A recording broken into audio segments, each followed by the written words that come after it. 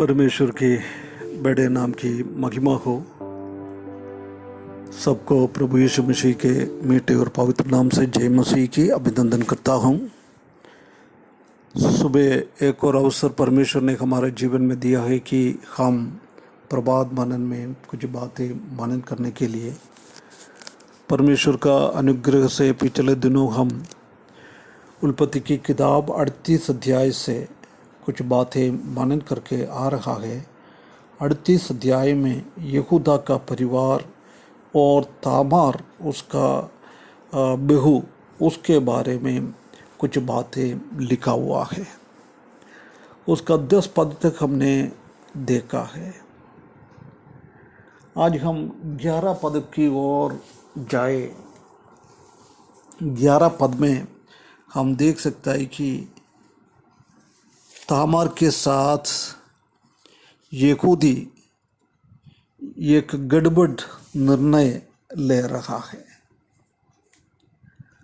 उसका 11वां पद में ऐसा लिखा है, उत्पत्ति की किताब 38 अध्याय उसका 11वां पद।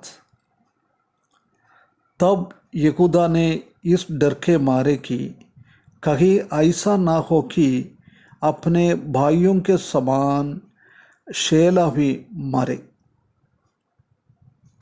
ये अपना दिमाग में उसने सोचा है, किसी से बोला नहीं है। उसका 2 बेटा शांत हो गया है, एर और ओमान। हम जानते हैं कि वो तामार के गलती से नहीं मर गया है। उन लोगों का व्यवहार के साथ वो इस दुनिया छोड़ के चले गया है। इसलिए यहूदा डर रहे कि मेरे को अभी एक ही बेटा बचा है, वो भी तो नहीं मर जाएगा, उनका भी जीवन खत्म तो नहीं होएगा।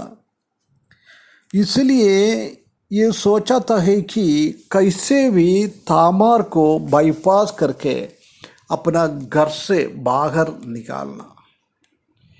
यही था उसका इच्छा, यही था उनका सोच। कितना एक गलत सोच यहूदा के मन में आया है। उसके बाद भी हम देख सकते हैं कि ऐसी एक गलत सोच उसका मन में आने के बाद वो तामार से कितना अच्छी तरफ से बात कर रही है।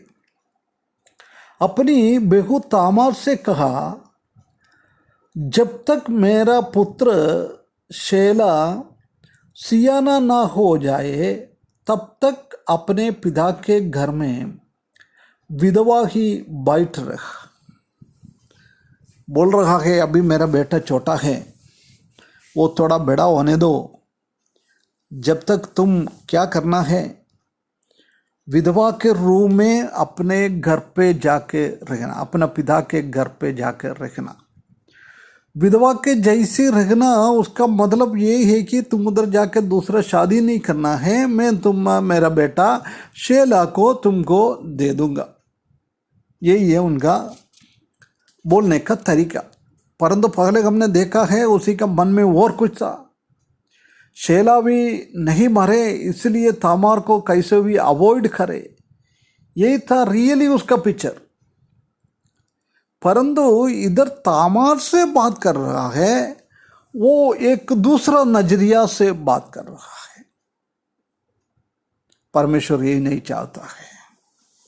2 मन।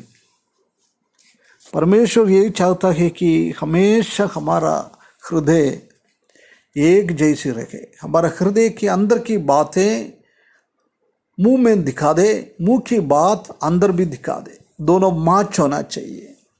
परंतु इधर हम देख सकते हैं कि यहूदी की बात कभी मैच नहीं हो रहा है।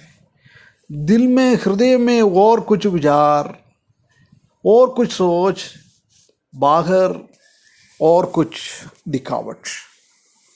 परमेश्वर कभी भी ये नहीं चाहता है।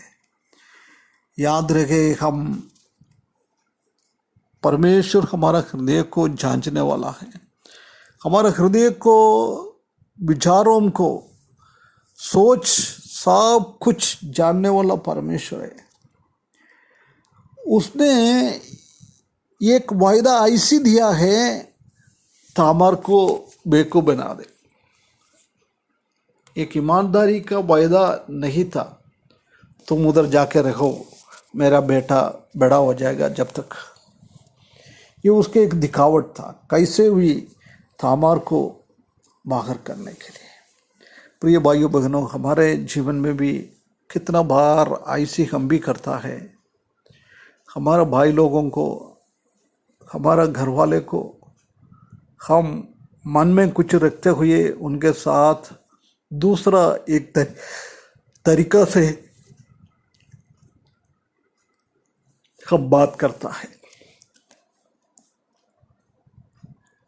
कभी ये परमेश्वर नहीं चाहता है। परमेश्वर चाहता है कि हम हमेशा ट्रांसपेरेंट हो जाए ना। हमारा बात, हमारा मन का विचार, ये सब एक जैसी होना है। ये परमेश्वर हमसे चाहता है।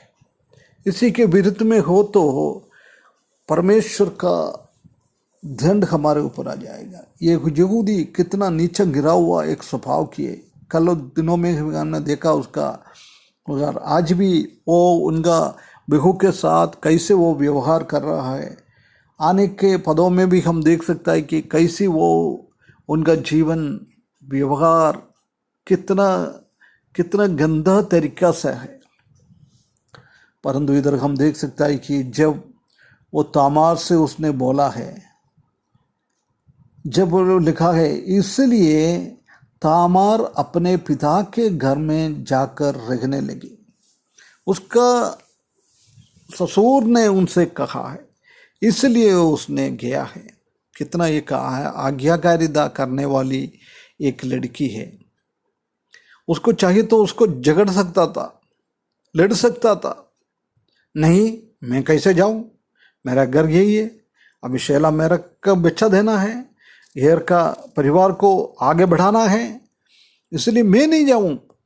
कभी भी उनका मुंह से ऐसी कोई शब्द हम देख नहीं पाता है। उसने पूरा आज्ञाकारिता को किया है। प्रिय भाइयों बहनों, ये तमार की जैसी हम भी हमारा परमेश्वर के साथ एक आज्ञाकारिता बनकर रहने के लिए, परमेश्वर हमसे क्या कहता है वो पूर्ण रीति से सुनने के लिए परमेश्वर हमको सहायता करे। ये वचन के द्वारा परमेश्वर हमको सहायता करे। हम यहूदी जैसी एक डबल माइंडेड व्यक्ति ना बने। हम हमेशा हमारा हृदय और शब्द और हमारा काम, ये सब एक दूसरे से मांझ खाते हुए हमारा जीवन बिताने के लिए परमेश्वर हमको सहायता करे। ऐसी एक मसीह की जीवन, वो जीवन परमेश्वर आशीष करता है। इसलिए परमेश्वर को आशीष मिलने के लिए हम हमेशा बहुत ईमानदारी के साथ हमारा जीवन बिताने के लिए परमेश्वर हमको सहायता करे। उसके बड़े नाम की महिमा हो।